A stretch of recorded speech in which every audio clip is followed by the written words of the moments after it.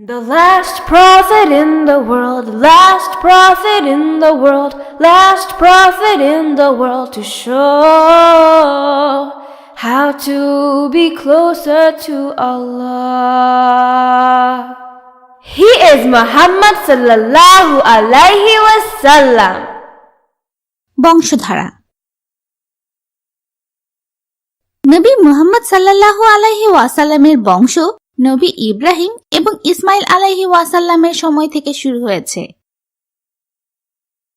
নবী মুহাম্মদ সাল্লাল্লাহু আলাইহি ওয়াসাল্লাম আরবের সবচেয়ে সম্মানিত কুরাইশ বংশে জন্মগ্রহণ করেছিলেন। তার দাদার বাবার নাম ছিল হাসিম, তার নামে নবীর পরিবার পরিচিত ছিল। হাসিম অত্যন্ত সম্মানিত এবং দয়ালু লোক ছিলেন। যে সকল লোকেরা হজের জন্য মক্কায় আসতো তিনি তাদের সেবা করতেন, খাবার দিতেন। তিনি একজন ব্যবসায়ী ছিলেন। তিনি ব্যবসার জন্য শীতকালে ইয়েমেন যেতেন এবং গ্রীষ্মের সময় সিরিয়া যেতেন।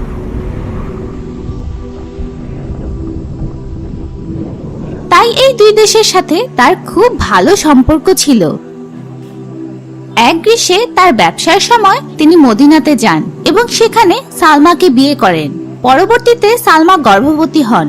কয়েকদিন পর হাসিম ফিলিস্তিনের গাজায় মারা যান। সাইবা ছিল সালমার ছেলে। হাসিমের পরিবার সালমার ব্যাপারে কিছুই জানত না।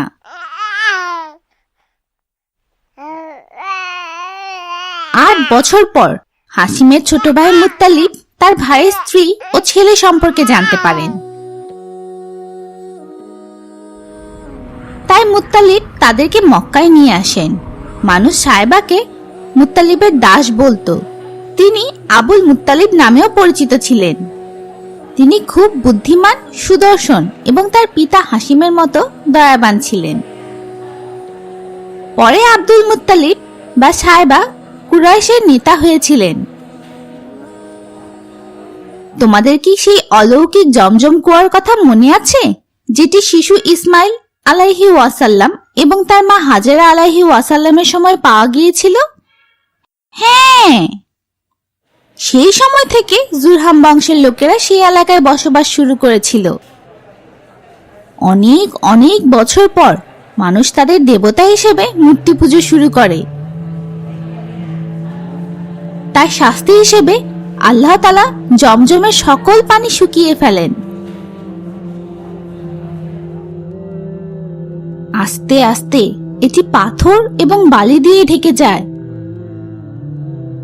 এবং কিছুদিন পর সবাই জমজম কুয়ার কথা ভুলে যায়। অনেক বছর পর্যন্ত এটি সবার কাছে অজানা ছিল। একদিন আল্লাহ তাআলা আব্দুল মুত্তালিবকে স্বপ্নে এর অবস্থান দেখান।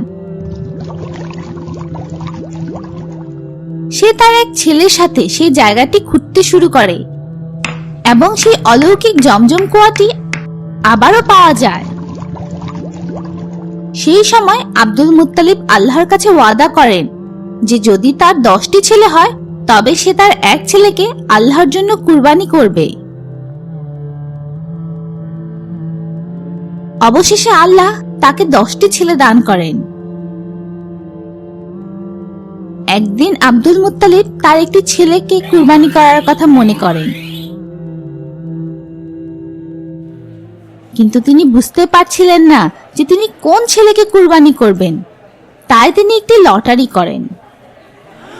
তার ছোট ছেলে আব্দুল্লাহ বা নবীর বাবা নির্বাচিত হন। সবাই আব্দুল্লাহকে খুব পছন্দ করত। তাই তারা আব্দুল্লাহর পরিবর্তে 100 উট কুরবানি দিতে বলে। তারপর আব্দুল মুত্তালিব আব্দুল্লাহ ও 100 উটের মধ্যে 3 বার লটারি করেন। প্রত্যেকবার আল্লাহ তাআলা 100 উট বাছাই করলেন এবং আমাদের নবী মুহাম্মদ সাল্লাল্লাহু আলাইহি ওয়াসাল্লামের বাবা আব্দুল্লাহকে বাঁচিয়ে দিলেন। পরে আব্দুল্লাহ কুরাইশ বংশের অন্যতম সম্মানিত নারী আমিনাকে বিয়ে করেছিলেন। আমিনার বাবার নাম ছিল ওয়াহাব। কয়েকদিন পর আমিনা গর্ভবতী হন। সেই সময় আব্দুল মুত্তালিব তার ছেলে আব্দুল্লাহকে সিরিয়ায় একটি ব্যবসায়ের কাজে পাঠিয়েছিলেন। যদিও মুহাম্মদ সাল্লাল্লাহু আলাইহি ওয়াসাল্লামের প্রায় 2 মাস আগে তার বাবা আব্দুল্লাহ মক্কায় ফেরার সময় মদিনাতে মারা যান। সেই সময় তার বয়স ছিল মাত্র 25 বছর। তাহলে আব্দুল্লাহ কি তার ছেলে মুহাম্মদ সাল্লাল্লাহু আলাইহি ওয়াসাল্লামকে দেখেননি? No, না, আব্দুল্লাহ তার could ছেলে not see his Muhammad son সাল্লাল্লাহু আলাইহি Muhammad, peace be ওয়াসাল্লামকে upon him. দেখতে পারেননি, কিন্তু But তিনি জানতেন he knew যে his তার wife স্ত্রী was আমেনা pregnant. গর্ভবতী। চলো আবার গল্পে ফিরে আসি। সেই সময় মক্কা দেবতাদের ঘরের জন্য বিখ্যাত ছিল এবং এটি একটি বড় ব্যবসার জায়গা হয়ে ওঠে। ইয়েমেনের রাজা আব্রাহা মক্কা দখল করার জন্য খুব উৎসাহী হয়ে উঠেছিল। এক অজুহাতে এক বিশাল সেনাবাহিনী নিয়ে সে মক্কা আক্রমণ করতে চায়। তার সাথে 60,000 সৈনিক এবং প্রায় 13টি বড় হাতি ছিল।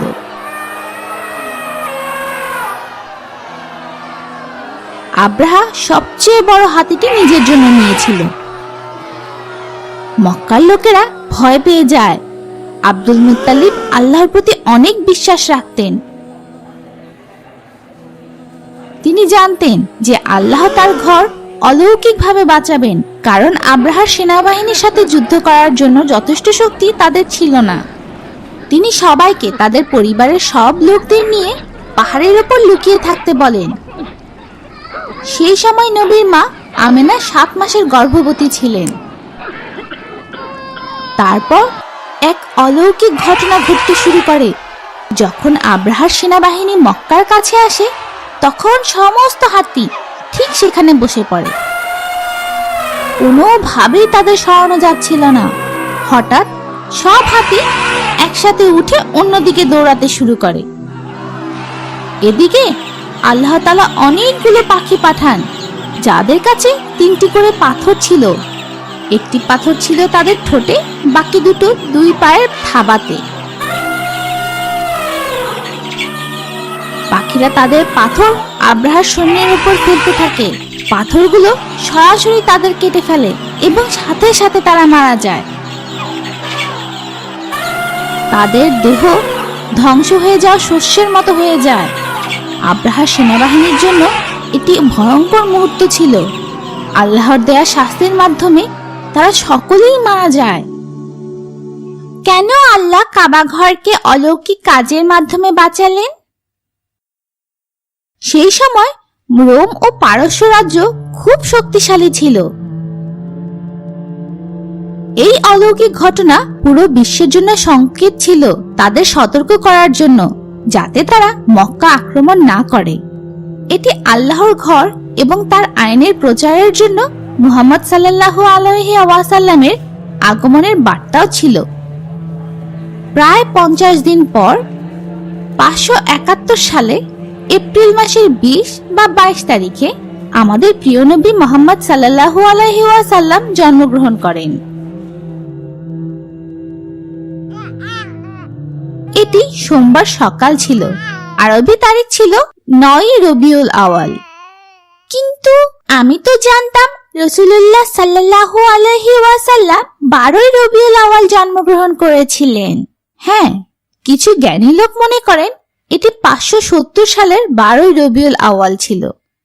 তবে বেশিরভাগ গবেষকরা 9 রবিউল আওয়াল এবং 571 সালকে সবচেয়ে সঠিক বলে মনে করেন।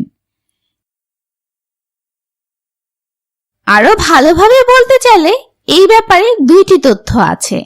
রবিউল আওয়াল মাসটি আরবি ক্যালেন্ডারের এবং 571 সালটি ইংরেজি ক্যালেন্ডারের।